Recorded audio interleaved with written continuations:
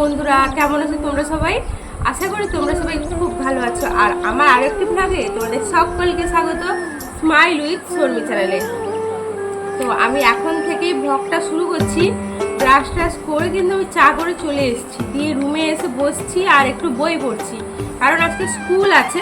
তাই ক্লাসে যাওয়ার আগে আমি টুকটাক প্রিপারেশন করে নিই, কিছুই নেই, জাস্ট বইটা আরেকবার আমি ঝালিয়ে নিই। তো এখন বিছানায় আমি চা বিস্কুট নিয়ে চলে এসেছি, খেতে খেতে বই পড়বো। আর একটা জিনিস দেখাই তোমাদেরকে, সব কালকে যে প্র্যাকটিক্যাল লিখছিলাম না, পুরো বই খাতা ফাইল ডায়েরি সব বিছানায় ছিল। বিছানায় নিয়ে আমি ঘুমিয়ে গেছি সবগুলো নিয়ে, কিন্তু মাত্র 2 পেজ লিখেছিলাম। তো চলো পড়ে টড়ে নেই, ওইদিকে আবার মা রান্নাবান্নার কাজ শুরু করবে, কারণ আমারও স্কুল ভাইয়েরও স্কুল, তাই জন্য রান্নাবান্নার জন্য আমাকে আবার যেতে হবে রান্নাঘরে। একটু যদি না হেল্প করে দিই, মা টাইমের মধ্যে কিচ্ছুই করতে পারবে না। মানে কিছুই করতে পারবে না মানে কি, সব করে নেবে, কিন্তু আমি যদি হেল্প করে নিই একটু তাড়াতাড়ি হয়ে যাবে, কারণ দোকানে বসতে হবে, তো ওই সমস্যাটাই আছে আমাদের বাড়িতে। আর আজকে সারাদিন কি করি না করি সবটাই তোমাদের সাথে আমি শেয়ার করবো। আশা করি আমার ব্লগগুলো তোমাদের অবশ্যই ভালো লাগবে। একদম স্কিপ করো না, আমাকে একটু সাপোর্ট করো, পাশে থেকো। তো চলো দেখতে থাকো সারাদিন কী করি। আর এখন আমি পড়ে নিই, চাটা খেয়ে নিই, চাটা ঠান্ডা হয়ে গেল।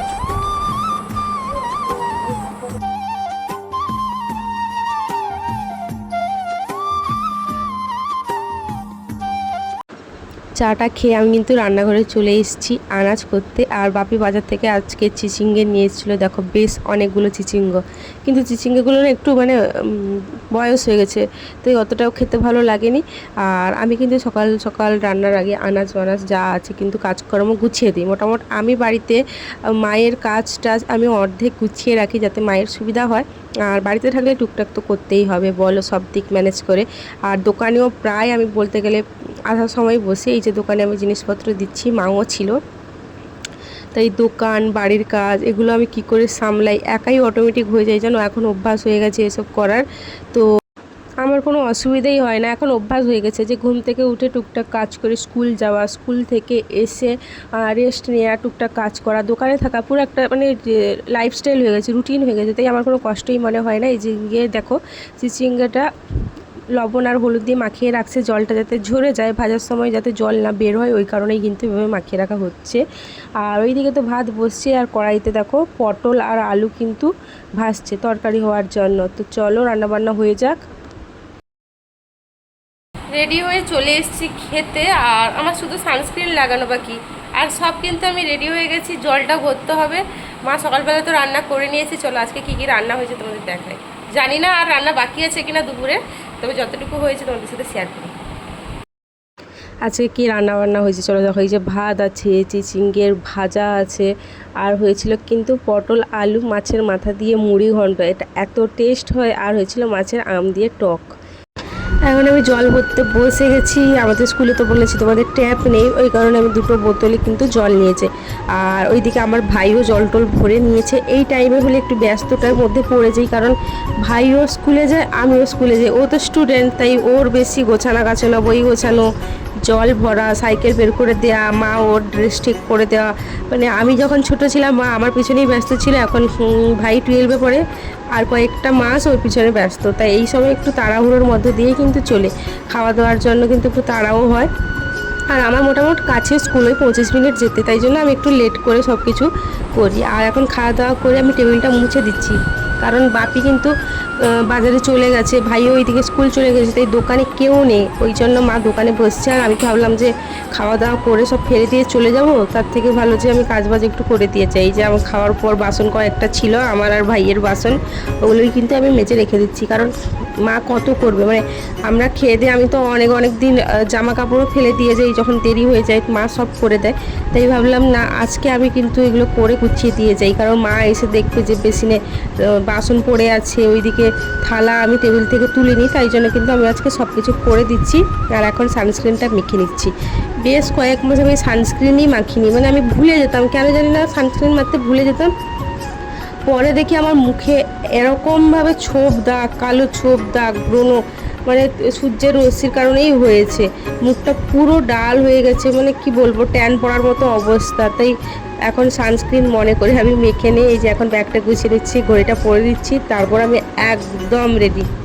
আর আজকে আমার ভাগ্যটা এতটাই ভালো যে আমি স্কুল এসে পৌঁছেছি, গেটে ঢুকেছি, কিন্তু বৃষ্টি পড়া শুরু হয়ে গেছিলো। এই যে তার আগে কিন্তু মেঘটা কীভাবে ঘনিয়ে উঠেছিল, এত সুন্দর লাগছিল আজকে ওয়েদার। আর বলতে না বলতে কিন্তু বৃষ্টি চলে এসছে, খুব জোরে বৃষ্টি হচ্ছিল। বেশ অনেক দিন পর কিন্তু আমাদের এইভাবে বৃষ্টি হলো, তার আগে বৃষ্টি হয়েছিল না। আর বারান্দাটা দেখো, আমার তো স্কুল লাইফের কথা মনে পড়ে গেছিলো। স্কুল লাইফে আমি কি করতাম, যখন বৃষ্টি পড়তো সব বান্ধবী মিলে ওই বারান্দায় দাঁড়িয়ে বৃষ্টির জলটা হাতে নিতাম, তো ওগুলোই মনে পড়ে যাচ্ছে। মাত্র এলাম স্কুল থেকে, হাত পা চোখ মুখ ধুয়ে চলে এসেছি। আর এখন বাজে কিন্তু 4:30। তীব্র রোদে এসেছি, আমার মাথা দপদপ দপদপ করছে। তো চলো খেয়ে নেই। সকালবেলা তো তরকারিগুলো হয়ে গেছিলো, ওই একই তরকারি। আমি একটু খেয়ে দিয়ে শুবো, মাথাটা জাস্ট ঘোরাচ্ছে, খিদাও পেয়ে গেছে। আমার চোখ মুখ দেখে বুঝতে পারছো যে শরীরটা একদম ভালো লাগছে না। আবার কালও স্কুল আছে, চলো খেয়ে নিই। আমার কথা বলার এনার্জিটুকুই নেই, কি বলবো বলো তো। আর ফোনটাও চার্জ দিয়ে নেই। ইভিনিং সবাইকে। তো অনেকক্ষণ পর চলে এলাম, বাপি বাজার থেকে ফুচকা নিয়ে এসছে। আমাকে ফোন করছিল আমি এগরোল খাবো না চাউমিন খাবো, তা আমি বললাম না, ফুচকা নিয়ে আসো, প্রচুর ফুচকা খেতে ইচ্ছে হচ্ছে, এই জন্য ফুচকা নিয়ে এসছে। ভাইয়ের জন্য এগরোল নিয়ে এসছে আর আমার জন্য ফুচকা। এই যে দেখো ছোট ছোট ফুচকা আজকে, আর টক জল। আমার কেন জানি না প্রচুর ফুচকা খেতে ইচ্ছে হচ্ছিল, প্রচুর, মুখে কেটেই ফেলি।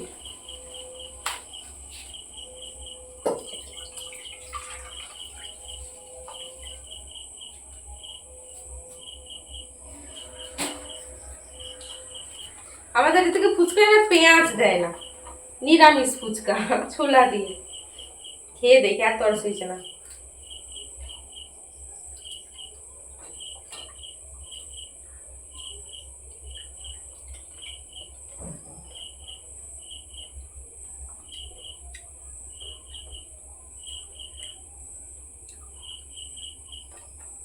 টক জলটা যা হয়েছে না, ফুচকাগুলো প্রচুর ক্রিস্পি। টক জলটা সেই হয়েছে, কি বলবো তোমাদের। খেয়ে নেই আমি, চলো।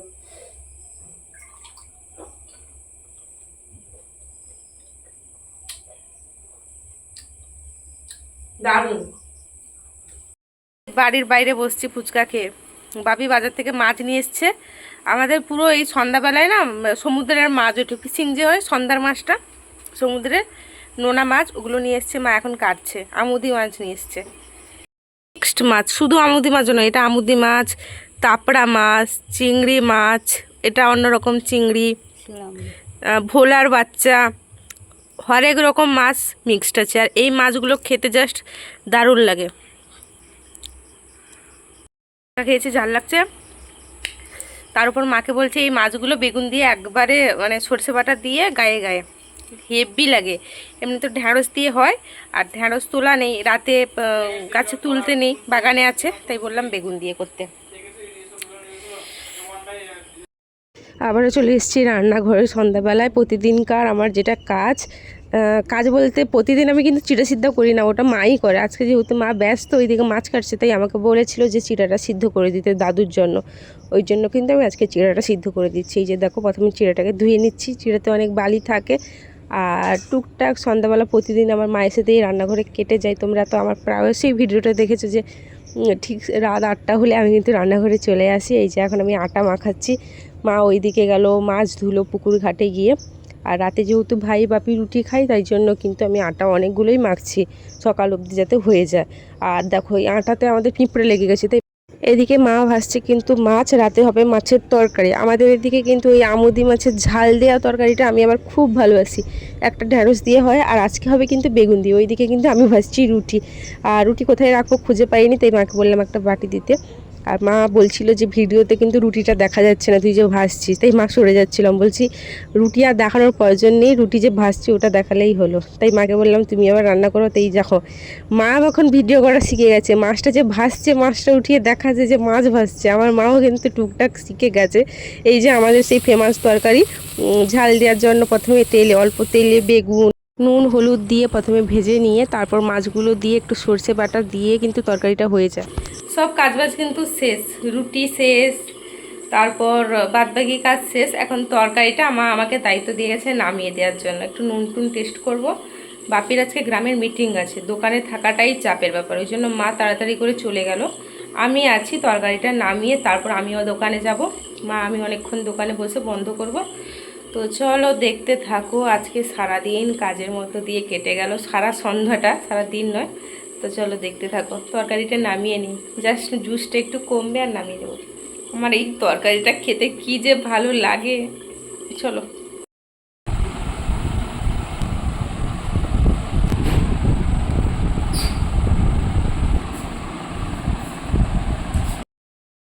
খেতে বসে বললাম, এইদিকে টেবিলে সব রাখা আছে, ভাত খাবো। প্রচুর ঘুম পেয়েছে, মানে প্রচুর ঘুম পেয়েছে, মানে খেতে আসতেও এনার্জি নেই, এতটাই ঘুম পেয়েছে দোকান থেকে এসে।